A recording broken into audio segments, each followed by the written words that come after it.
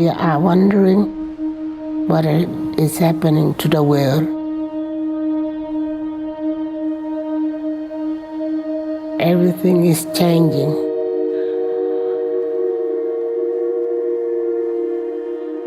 The very idea of human being some sort of natural concept is really going to change. Our bodies will be so high-tech, we won't be able to really distinguish between what's natural and what's artificial. Inside our own heads is the most complex arrangement of matter in the known universe. You might ask yourself, can we get to be superhumans?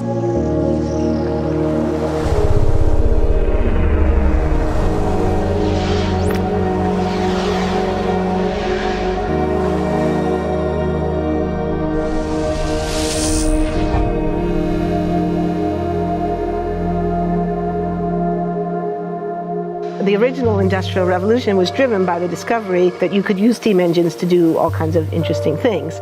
But that was followed by additional revolutions for electricity and computers and communications technology. We're now in the early stages of the fourth Industrial Revolution, which is bringing together digital, physical, and biological systems. One of the features of this fourth Industrial Revolution is that it doesn't change what we are doing, but it changes us. With the ability to visualize brain activity, for example, through a simple consumer-based EEG device, it gives us access to ourselves in ways that we've never before thought possible. It unlocks the black box that is the brain and enables us to really, truly be able to realize an identity that is aspirational. There's now a scientific foundation for the effects of mindfulness on the brain, on the genome, on biological aging. And when the human mind does know itself, then you get the potential for a new renaissance that restructures itself in terms of our relationship to life, our relationship to the planet, our relationship to work. We need a different economic model. And by that, I don't mean capitalism versus communism. What I'm talking about is a shift in the system along the lines of the two big changes that happened in the 20th century, Keynesianism, with a much greater focus on health and education and the role of government working with business, and then a reaction against that in late century to neoliberalism, where the focus was on free markets, freedom of the individual, and getting governments out of the way. We need a shift to a new system that will allow us to meet the basic needs of every human on the planet, that will live within planetary means, that will be fairer, and that will be focused as its key goal, not on growth per se, but on maximizing human well-being. And history tells us that a values shift is triggered by creation of a new story about how we want to live. I see the circular economy as something which fits very closely with mankind's goal to be innovative and creative and to always progress. We can use asset tracking, we can use IT, we can use 3D printing to enable this different economic model to recover materials, feed them back into the economy, and really to decouple growth from the resource constraints we have. The reason we live in cities is not different today than it was 10,000 years ago. Even if we have got networks connecting us, we still want to have places where we meet in person. So this means the place where we work and the place where we live are much closer to each other, a city where we don't need to have big supply chains in order to produce things, where many things can be sourced locally thanks to 3D printing and robotics. So if we're able to do something to transform cities, to make them more efficient, then the impact can be huge.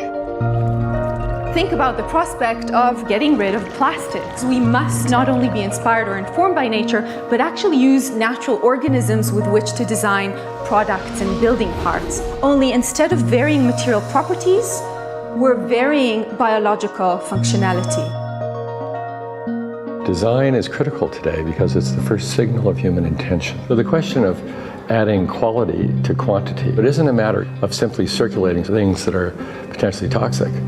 It's circulating things that are safe and healthy for all generations. So the goal is no longer, I want to be less bad, less monotonous, less unsafe, less unjust. It's really about a diverse, safe, healthy, and just world with clean air, clean water, clean soil, clean energy. Together we are fighting to preserve our fragile climate from irreversible damage and devastation of unthinkable proportions.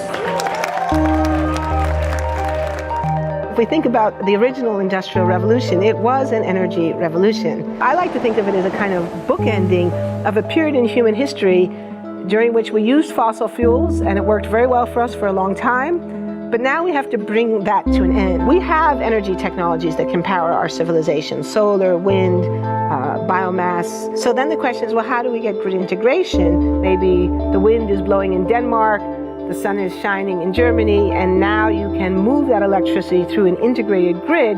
You can supply energy to everyone who needs it, and you can supply energy at all times.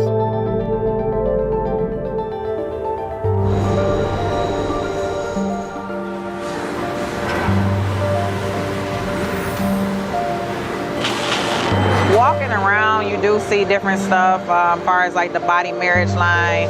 They use a lot of things that help them lift up and move things to the car. You just sit there and, program something, and it has its own set mind to go ahead and do everything. And then as humans, we just come in and take the extra steps to help the technology.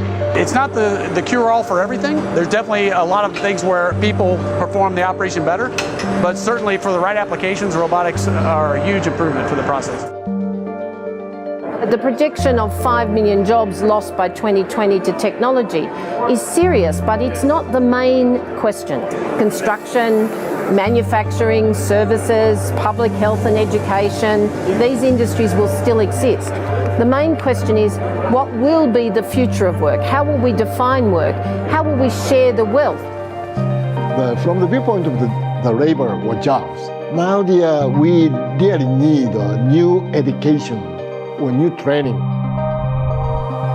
We're working with a World in Motion and FIRST Robotics, trying to encourage students from third grade all the way up through the end of high school. We had students make sailboats, and then we had them race them, and so they could see how quickly they could move. And they immediately went back and started to say, oh, I saw what happened, I'm going to go change this or that. And that was third graders. I just given a prize to a kid of 18 years old that has discovered something really very, very unique. Came up with how to get better productivity and better yields for seeds of corn. And so he basically came with the idea that if you would perforate these seeds, you would get more food. And you think about it and say, but he didn't go to university. So how does he get all that knowledge? And he told me, I've been watching YouTube since the age of 12, and I'm so interested that I've seen everything about it. I've read everything about it. The world is really open to learning. The thing is, how do you give the incentive to your kids to do that? It's this ability of digital technology to change outcomes, to truly empower people all over the world that can create a more equitable growth, because I think the world needs that.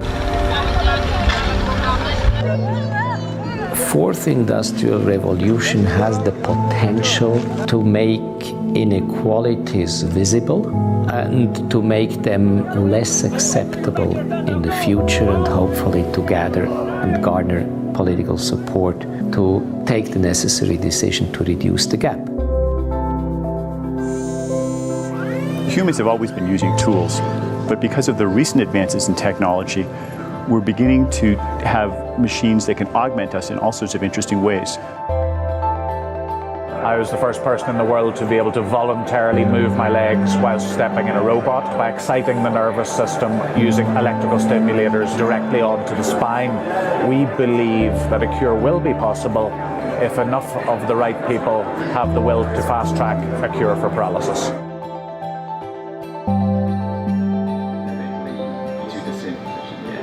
We take two things from the patient.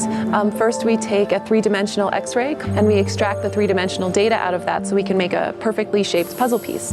And then we also take a sample of fat tissue from the patient so that we can extract the stem cells out of those.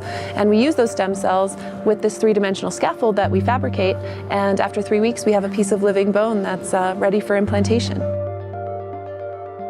Being able to use genome editing to understand the genetic changes that lead to cancer, and technologies like drug delivery, getting molecules into particular types of cells. There's a lot of excitement about being able to move much more quickly on this disease. One of the things that I think is so essential to free and open societies is freedom of thought. And up until now, the conversation we've been having is around freedom of speech. Once we can access people's thoughts and access people's emotion, we have to create a space that enables people to think freely, to think divergent thoughts, to think creative thoughts. And in a society where people fear having those thoughts, the likelihood of being able to enjoy progress is significantly diminished. We need to take responsibility at every level of society, from the individual and the personal to the institutional to the global, to adapt to these technological challenges and changes which are redefining what it means to be human, what it means to work, what it means to be completely embedded in this world. People always ask me if I'm an optimist or a pessimist. The technology exists, but how do we get it and implement it at the scale we need at a price that people around the world can afford? Even though we have everyday problems we have to solve, we have to find a way to lay the foundations for the innovations of tomorrow.